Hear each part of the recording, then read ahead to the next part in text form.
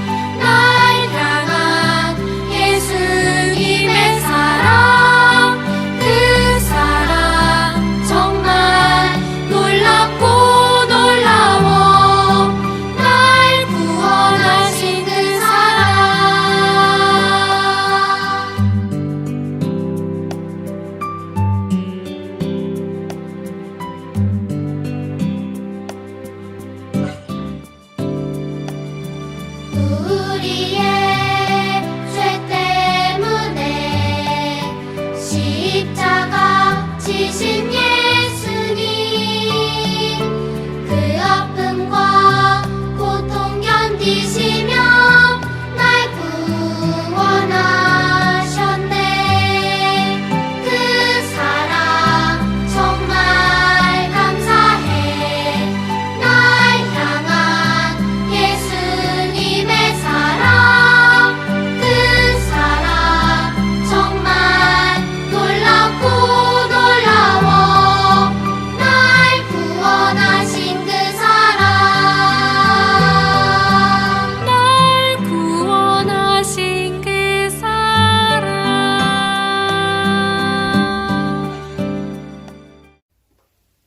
사랑의 하나님, 오늘도 우리는 각자 집에서 온라인 예배를 드려요.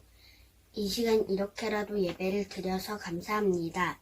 코로나를 극복하기 위해 열심히 노력하는 의료진과 사람들에게 힘과 용기를 주세요.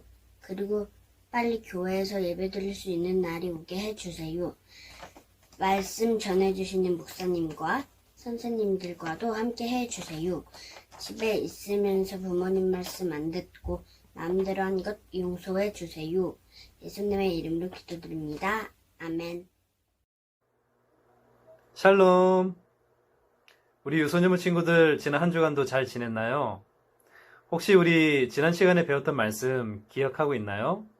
우리 사사기 16장 말씀을 통해서 마지막 13번째 사사이자 또 하나님으로부터 거룩하게 구분을 받았던 이 나실인인 삼손을 우리가 살펴보았었죠. 자, 마지막 희망일 것 같았던 이 힘이 센 삼손마저도 결국 이방 여인 블레셋 여자 드릴라와 사랑에 빠지게 되고 그가 하나님과 끝까지 지켜야 될 비밀을 유지하지 못하고 결국 그 여인에게 시달려서 비밀을 밝힌 다음에 머리가 잘리고 결국 블레셋 사람들에게 종으로 끌려가 아주 조롱을 당하는 모습을 보았어요. 그리고 나서 마지막에는 어떻게 됐나요? 하나님께 간절하게 기도드린 이후에 최후의 마지막 힘으로 이 우상을 섬기는 신전의 두 기둥을 무너뜨리고 블레셋 사람들과 함께 죽음을 당하는 안타까운 장면으로 마무리되었었어요. 오늘 우리에게 주어진 하나님 말씀은 룻기 1장 16절 한 절만 우리 같이 봉독하도록 할게요. 여러분들 성경책 펴고 같이 읽도록 하겠습니다. 시작. 룻이 이르되 내게 어머니를 떠나며 어머니를 따르지 말고 돌아가라 강건하지 마옵소서. 어머니께서 가시는 곳에 나도 가고 어머니께서 머무시는 곳에서 나도 머물겠나이다.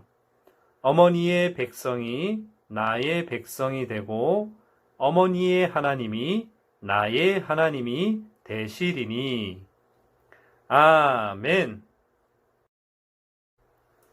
자, 오늘은 이처럼 어두웠던 사사기 시대에 막을 내리고 한 줄기의 빛과 같은 한 여인의 믿음에 대해서 우리가 살펴보려고 해요. 그 여인의 이름은 우리가 잘 아는 룻이라는 여인이에요. 이 룻을 통해서 앞으로 이 이스라엘의 빛을 비출 한 왕을 낳게 되는 아주 신비롭고 믿음의 이야기를 우리가 살펴보려고 해요. 우리 말씀 속으로 같이 한번 떠나볼까요? 우리 친구들 혹시 그림과 같이 햄버거를 좋아하나요? 대부분의 친구들은 아마 햄버거를 좋아할 거예요. 목사님도 가끔씩 햄버거 먹는 걸 너무나 즐겨요. 자, 그 다음에 이 햄버거와 같이 치킨도 좋아하는 친구들 많이 있죠? 목사님이 가장 좋아하는 음식이 바로 치킨이에요. 그런데 어떤 패스트푸드점 가면 이처럼 햄버거와 치킨을 함께 즐길 수 있는 곳이 있어요. 여러분들 혹시 어딘 줄 아시나요? 그래요.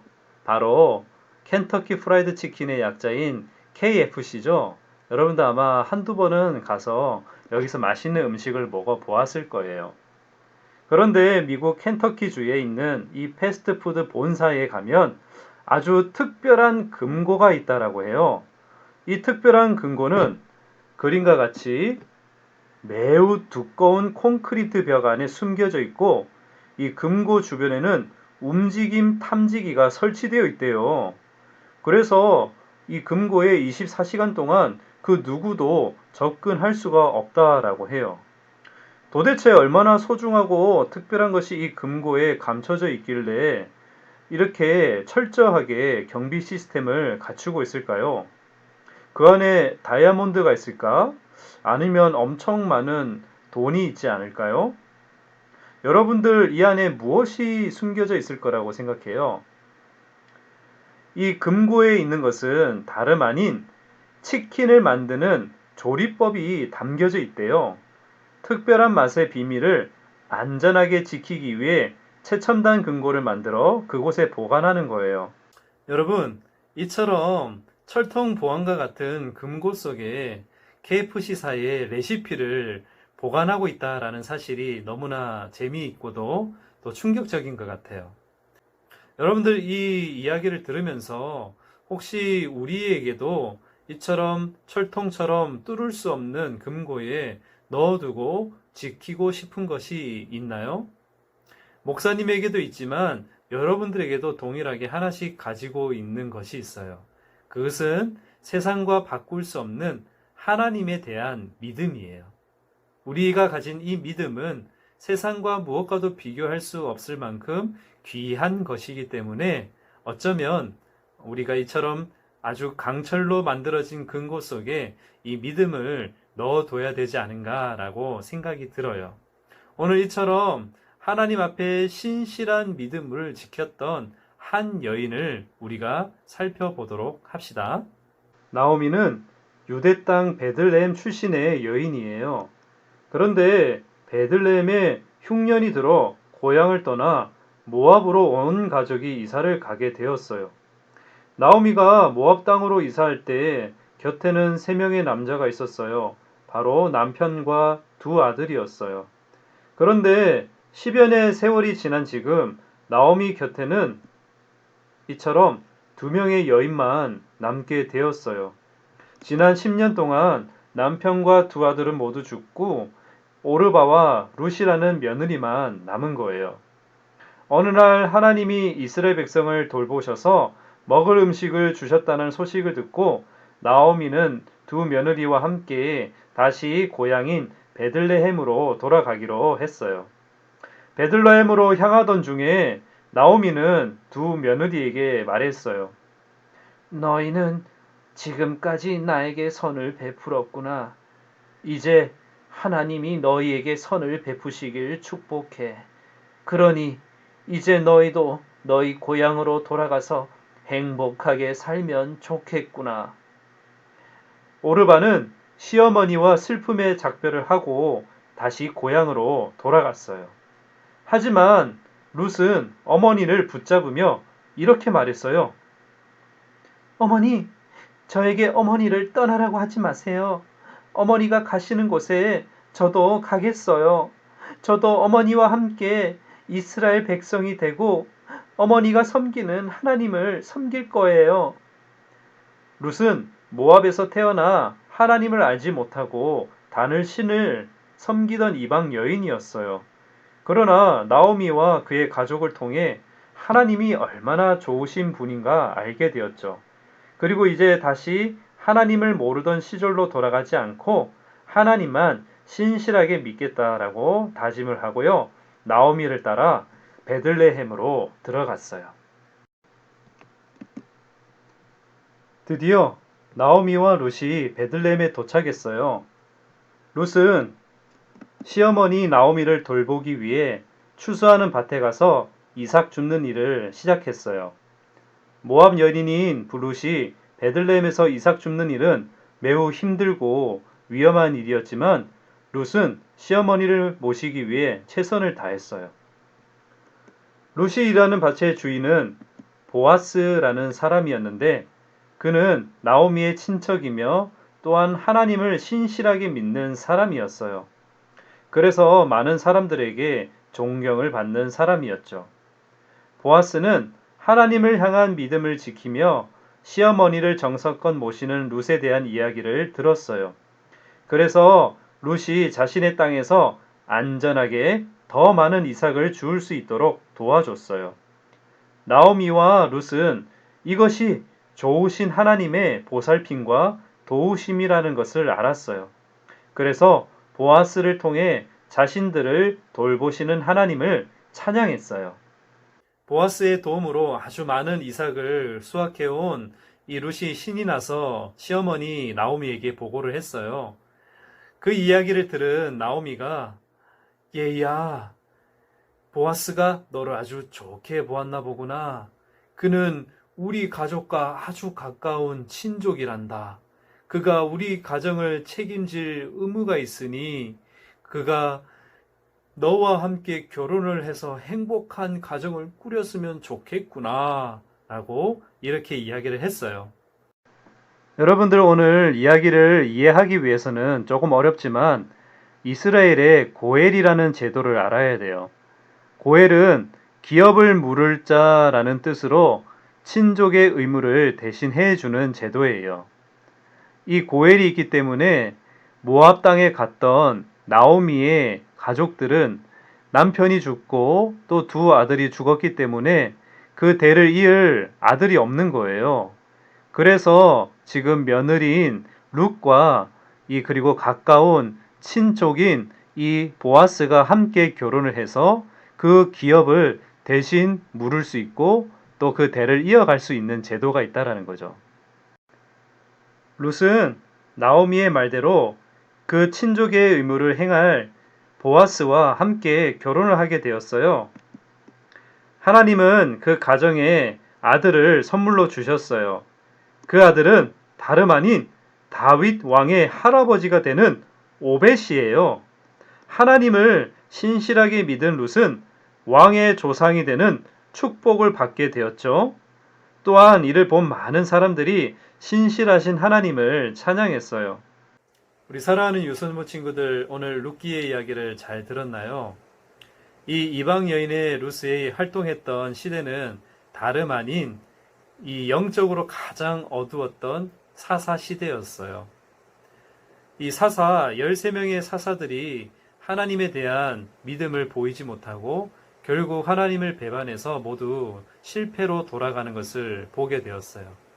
하지만 이스라엘 백성도 아닌데 이 모압 여인이자 이방 여인인 이 룻의 믿음을 통해서 하나님께서 그의 태를 통해 이 세상을 구원하게 될 메시아의 조상이 되는 다윗의 증조 할머니가 되는 영광을 누릴 수 있도록 축복을 내리는 걸 보게 되었어요. 오늘 이 룻이 어떻게 해서 이처럼 믿음의 어머니가 될 수 있었는가? 오늘 우리가 읽어보았던 본문 룻기 1장 16절 말씀 우리 다시 한번 같이 읽었으면 좋겠어요. 어머니의 백성이 나의 백성이 되고 어머니의 하나님이 나의 하나님이 되시리니. 아멘. 바로 어머니의 백성이 나의 백성이 되고 어머니의 하나님이 나의 하나님이 되리라 라는 이 믿음의 고백을 통해서 하나님의 자녀가 되는 축복을 누릴 수 있었어요.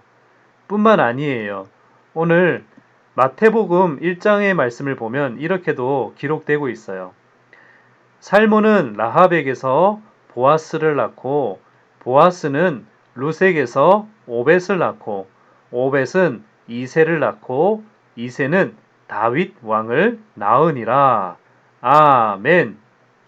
룻의 고백과 같이 어머니의 하나님이 나의 하나님이 되리라. 아멘. 참 훌륭한 신앙의 고백인 것 같아요. 우리 유소년부 친구들도 이러한 고백을 가슴에 품고 살아가기를 주님의 이름으로 축복합니다. 아멘. 그래서 마태복음 1장에 보면 예수님의 족보가 등장해요. 오늘 보아스와 결혼했던 룻을 통해서 누가 탄생하게 되나요? 그래요. 우리가 너무나 좋아하는 다윗 왕이 출산하게 되어요. 이처럼 룻의 한 여인의 믿음을 통해 정말 앞으로 이스라엘을 구원하게 될 또 이 나라를 통치하게 될 다윗을 낳게 되는 영광을 누릴 수 있게 되었어요. 여러분, 오늘 이 사사기 암흑 시대와 또 이제 왕의 시대를 이끌어갈 사무엘이 등장하기 전에 그 가운데 룻의 이야기를 잠깐 살펴보았어요. 4장이라는 아주 짧은 장수를 이야기하는 짧은 내용이지만 우리는 그 비중이 결코 적다라고 할 수 없죠. 이 여인의 믿음을 통해서 앞으로 이 세상을 다스릴 다윗을 배출하게 되는 훌륭한 믿음의 어머니로 우리가 소개되었어요. 오늘 이 룻의 이야기를 통해서 우리 사랑하는 유소년부 친구들도 어쩌면 이 사사 시대와 같이 영적으로 어둡고 힘든 이 코로나 시대를 우리가 살아가고 있지 않나요? 이러한 시대를 어둠의 세력을 물리칠 수 있고 또 함께 이겨낼 수 있는 신앙의 고백을 우리가 가졌으면 좋겠어요. 오늘 제목으로 우리 한번 외치면서 함께 마무리하도록 할게요. 어머님의 하나님이 나의 하나님이 되리라. 아멘. 우리 손 모으고 같이 기도하도록 할게요. 사랑의 주님, 감사합니다. 어머님의 하나님이 나의 하나님이 되리라 라고 고백했던 룻의 이야기를 우리가 살펴보았습니다. 룻이 활동했던 시대가 다름 아닌 영적으로 가장 암울했던 사사 시대였다라는 것에서 한 줄기 빛과 같은 이 한 여인의 믿음을 통해 앞으로 이스라엘을 구원하고 다스릴 다윗 왕이 탄생하는 것을 보았습니다. 우리 사랑하는 유소년부 친구들도 코로나라는 아주 암흑기와 같은 이 어려운 시대를 살아가고 있는데 이 시대를 물리칠 수 있고 어둠의 권세를 물리칠 수 있는 룻과 같은 신앙의 고백을 할 수 있는 귀한 우리 믿음의 자녀들 될 수 있도록 축복해 주세요. 예수님의 이름으로 감사하며 기도드립니다. 아멘.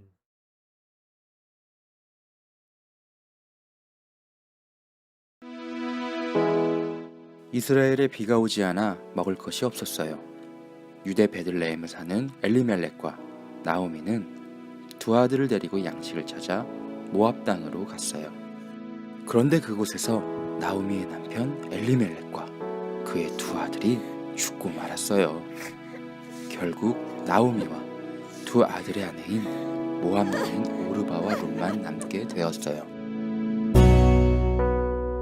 남편과 두 아들을 잃은 나오미는 이스라엘 땅의 흉년이 끝났다는 소식을 듣고 고향으로 돌아가기로 결심했어요. 오르바는 나오미의 말을 듣고 모압에 남기로 했어요. 하지만 룻은 그러기를 원하지 않았어요. 어머니께서 가시는 곳에 저도 가겠어요. 어머니의 민족이 저의 민족이고 어머니의 하나님이 저의 하나님이에요. 결국 나오미는 룻과 함께 이스라엘 땅 베들레헴으로 돌아갔어요. 그때 이스라엘에서는 추수를 시작할 무렵이었어요. 나오미는 룻에게 밭에 나가서 바닥에 떨어진 이삭을 주워오라고 시켰어요. 그 밭은 엘리멜렉의 친척인 보아스의 밭이었어요. 성경에서 보아스를 유력한 자라고 표현하고 있어요. 이 말은 성령의 권능을 가진 자라는 뜻이에요. 권능, 능력은 바로 진리의 영, 말씀을 이야기해요. 예수께서 이르시되 내가 곧 길이요 진리요 생명이니 나로 말미암지 않고는 아버지께로 올 자가 없느니라. 보아스는 곧 예수님을 이야기해요. 마침 룻이 이삭을 줍고 있을 때 보아스가 밭에 나왔어요. 보아스는 그녀에게 다가가 말했어요. 당신이 고향을 떠나 이곳 낯선 땅에 와서 시어머니인 나오미를 잘 섬기고 있다는 얘기를 들었소. 하나님께서 더 좋은 것으로 갚아주실 것이오. 룻은 집으로 돌아와 나오미에게 밭에서 일어난 일을 들려주었어요. 이야기를 들은 나오미는 미소를 머금으며 말했어요. 집안에 누군가가 죽었을 때에는 가장 가까운 친척이 그의 가족을 돌본단다. 보아스에게는 우리 집안을 돌볼 책임이 있으니 그의 곁에 가서 머물러라.